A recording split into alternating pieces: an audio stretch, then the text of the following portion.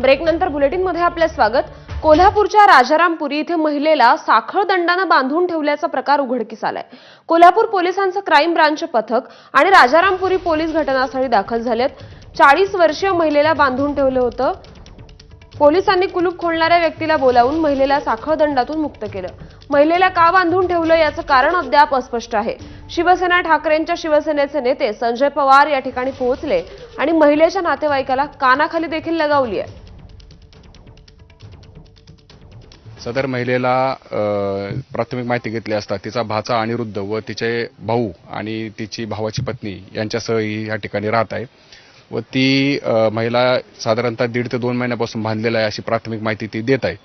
त्याबाबत तिची सध्याची अवस्था खराब असल्याने तिला प्राथमिक उपचारासाठी CPR हॉस्पिटल या ठिकाणी पाठवलेलं आहे व त्याबाबत तिच्यावरती उपचार करून पुढील कायदेशीर कारवाई राजारामपुरी पोलीस ठाणे या ठिकाणी आम्ही करीत आहोत। यांच्यावरती BNS अंतर्गत त्यांच्यावरती गुन्हा दाखल करून त्यांना त्या गुन्ह्यामध्ये गुन्ह्यान्वये त्यांच्यावरती गुन्हा दाखल करून त्यांना गुन्ह्यान्वये त्यांना अटक करीत आहोत। हे का करत आहेत किंवा कशासाठी करत आहेत याचा देखील आम्ही तपास करीत आहोत। आणि या संदर्भातले अपडेट्स देत आहेत आपले प्रतिनिधी विजय केसरकर। विजय, नेमकं प्रकरण काय? एवढी क्रौर्याची परिसीमा का गाठली?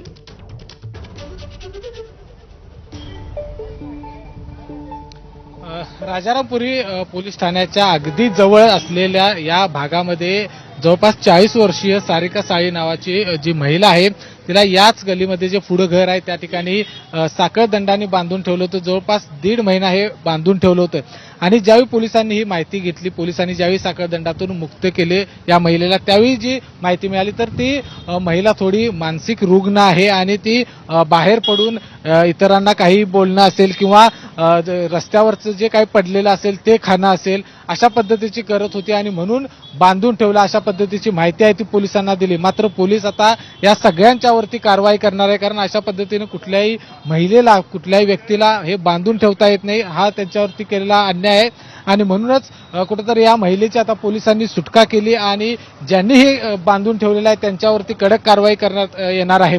खरं तर राजारामपुरी पोलीस ठाण्यापासून अगदी हाकेच्या अंतरावरती हे घर आहे आणि या ठिकाणी जवळपास 2 महिन्यांपासून ही महिला आहे ती बांधून ठेवलं होतं। आता या पोलिसांनी महिलेची सुटका केलेली आहे। त्या महिलेला आहे ते रुग्णालयामध्ये तपासणीसाठी पाठवलेलं आहे आणि ज्यांनी या महिलेला बांधून ठेवलेला आहे त्यांचा शोध आता घेण्याचं काम सुरू आहे। या ठिकाणी अनेक सामाजिक कार्यकर्ते देखील, संघटनेचे पदाधिकारी देखील आले आणि ज्यांनी बांधलेलं आहे त्यांच्या विरोधात रोष देखील या ठिकाणी व्यक्त केला। आता पोलीस नेमकं कशा पद्धतीने पुढची कारवाई करतात हे पाहणं खूप महत्त्वाचं आहे, कारण ज्यांनी बांधून ठेवलं होतं ती एकही व्यक्ती या घरामध्ये नाही। एकूण 3 कुलपं होती, त्या 3 कुलपापैकी 2 कुलपांच्या चाव्या होत्या, 1 कुलूप आहे ते तोडून काढलं। जे बांधून ठेवले ते आहे ते परगावी गेले, त्यामुळे ते आल्यानंतर पोलीस कशा पद्धतीने कारवाई करतात हे पाहणं देखील गरजेचं आहे।